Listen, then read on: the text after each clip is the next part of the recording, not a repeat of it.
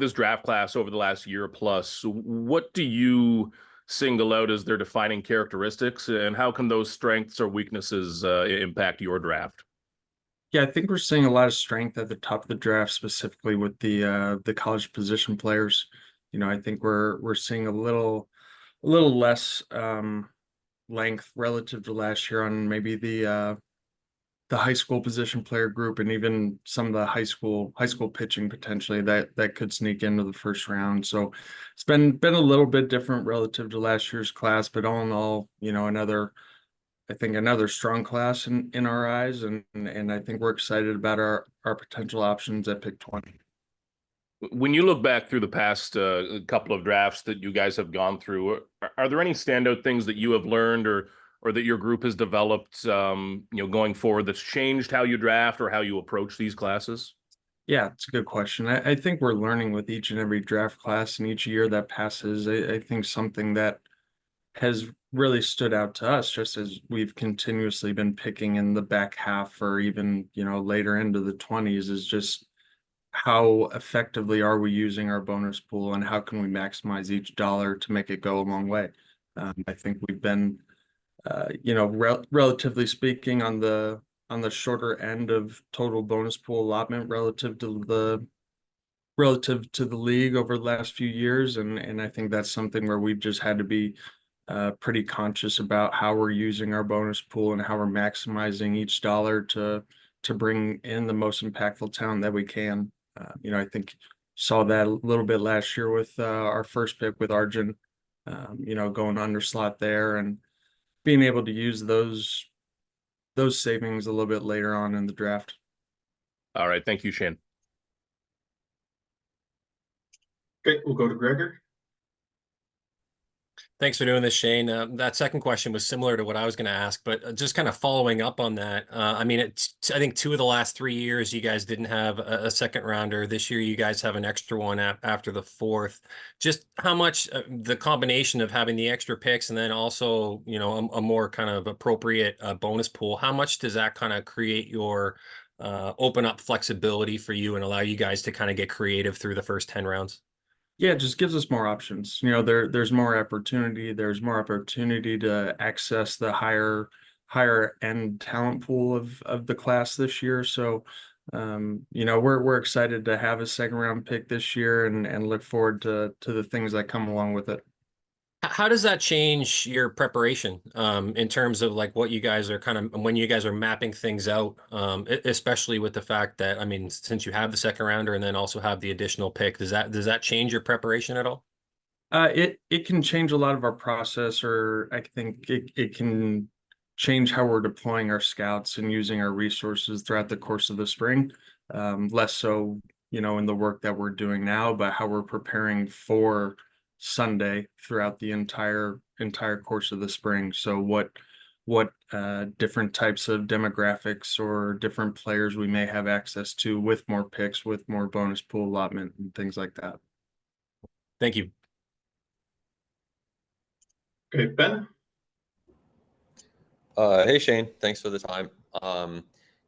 Really big picture, how do you assess how, and I mean this, I guess, like both how do you actually assess the drafts that you've already done, with this being your fifth, and then also like how would you sort of grade how those picks are doing? Does that make sense? Do you get where I'm going there? Yeah, I think so. I'll make my best attempt to answer it. Yeah, I think it'd be difficult to give any sort of grade. I think we're always learning and evolving from each draft class. I think there's things we've done well, and I'm sure there are things like we could, improve upon that we have improved upon. I think where we have been successful is supplying the organization with picks that have impacted our major league team, whether they're playing in our uniforms or they've allowed us to go out and acquire guys like Matt Chapman or Barrios and push us into the playoffs and things like that. So I think we've been able to support the organization in a number of ways. Right. And then you kind of alluded to it there, but what do you think from a drafting standpoint? What do you think that that the Blue Jays do best and maybe would still want to improve on? Whether that's, I don't know, identifying high school lefties, or is it something more process oriented? What do you think the strengths and weaknesses are? Yeah, I think it's probably continuing to improve our own internal processes. The way that we're deploying our scouts out in the field, the way that we're connecting with our player development, our player development programs, and bringing those two sides together to form a path and a plan for each potential amateur prospect that we're bringing into the system. I think the ability to connect your player development group and align both player development and scouting is only going to benefit you for the long run. So that's an effort we've made. Internally, Frank Herman, part of our pitching leadership group, playing a very active role in some of our pitching evaluations and assessments of amateur pitchers this year relative to years past, and little things like that are potentially making a big impact. Those are areas where we're really trying to see some improvement. Right. And is it kind of gradually shifting things over time? Or when you look back to, late 19, early 20, when you're kind of taking over this role for the first time, is there one area that you'd point to and say, wow, we actually do things pretty differently than 5 years ago? Yeah, I'd probably need to put a little bit more thought to that. I think given that time and all that was going on in the world, and being new to an organization, not having as much familiarity, I think now having so much greater, so much deeper connection with people throughout the entire organization, where we're able to bring more people into our process and be more effective from round 1 to round 20. Cool. Thank you. And we'll go to Griff. Hey, Shane. This seems that MLB is becoming a young man's game. Is there an urgency in the first 2 rounds to make picks that you could see making the major leagues in 1 or 2 years? I think if the opportunity presents itself, but I think each player's path to the major leagues is unique, and to put them to assume somebody is fast moving without getting your hands on them and understanding both their physical skill set, but also what makes that person tick, and learning more about the human being. I think that makes it challenging. I think we do need to make sure that once the players are getting close to the big leagues, that they're able to stick in the big leagues. And I think that's the organization's responsibility, to make sure that those players are both ready, physically, fundamentally, and mentally to not only appear in the major leagues, but to stick and have a long career. You spoke earlier about using prospects to get players, and when you look at the AA and AAA levels, is that part of how you go about the early rounds of the draft, guys that can help at those levels? Because they seem like, in terms of ready for primetime prospects, that they're a little bare right now. Yeah, I think that's been a byproduct of some of the moves that we've made to make our major league team as competitive as possible, and to make playoff runs. And we've traded the likes of Kloffenstein and Sem Roberts for major league support, and there's obviously a need and a desire to keep backfilling with internal prospects, and I think this draft allows us to do so, and we're looking forward to that opportunity. Just one more. With a 20-round draft, is it more difficult, especially with the slotting, to convince high school players drafted in 11 to 20 that they should turn pro, or with the option of going to university? Yeah, I think that's a unique decision for each individual. Each case is so different and so unique, depending on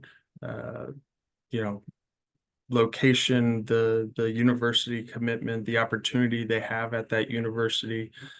You know, the landscape of college baseball has changed so much, just as it has in minor league baseball as well, with the roster limits and retraction of minor league teams, and now at the collegiate level dealing with you know, the NIL and the portal and kids transferring schools and having financial opportunity within their own universities. So it's making it a little bit more tricky to navigate, but you know, I think each person's case is unique and to their own. Thanks, Shane. And we'll go to Shy. Hey Shane, thanks for doing this. I wanted to go back to a point you made earlier when you mentioned looking for efficiencies in deployment of your bonus pool, and last year taking a little bit from the top and spreading it out a bit. And I'm going to start with a caveat that every year is going to be different depending on the opportunities available. But as a general principle, do you see more sense in sort of spreading the wealth, I guess, in trying to get multiple players, or do you see maybe more value in loading up, trying to get, you know, an elite player one right at the top, and then, you know, taking your chances lower down? How do you philosophically see that? Yeah, unfortunately, I don't think I have a black and white answer. You know, I think a lot of it depends on the players that are available and the options that you have in that round. You know, we are going to, you know, if you are very much aligned on the information for a given prospect, and you feel like it's the right decision to maybe extend, you know, like that should be a collective decision made by the group to go in that direction. Alternatively, if it is the best decision to try to save money, and that's what the information is telling us to do, I think we have to commit to that road as well. So you know, difficult to have a black and white answer, unfortunately, but a lot of it is fairly circumstantial and who's available, you know, where you're picking. Right. Over time, how do you see the benefits of one approach to the other in terms of accumulating a diverse portfolio for the organization of talent? Pathways, can it be too risky to do too much, you know, high risk, high reward guys? And does balance, maybe based on the data and the type of modeling you guys have done over the years, does that tend to pay off better? What does sort of past history say about those two approaches? I mean, I think consistency is probably the biggest thing, you know, sticking to a plan and being consistent, and you know, taking your chances repeatedly, and not dipping one toe into the water and then abandoning that. I think, you know, formalizing your plan and going all in with it, and maximizing you know, every bit of your bonus pool that you can to that plan, and bringing back the best draft possible. All right. And just in terms of looking back at past drafts and evaluating them, I think Ben touched on this a bit, but what does that process look like, and how far back do you go in terms of drafts? Like, would you guys look at a draft, say, like 10 years ago, and say what, and understanding that was for your predecessors, but what worked, what didn't work there? And do you, every year as more information comes available, go back and look at those things? Just how does that process play out, and then feed into the next year's draft? Yeah, I think it's something we're constantly doing. We're constantly thinking about how to get better each day. We're constantly following, you know, players throughout organized professional baseball, whether they're Blue Jays or any other team. So I think we're always reflecting on our individual process, and you know, as scouts, and then you know, broadening that, we're continuously reflecting on the process the department has in place, and how we can improve and get better, and ultimately lead us to the best decisions possible, you know, each June and July.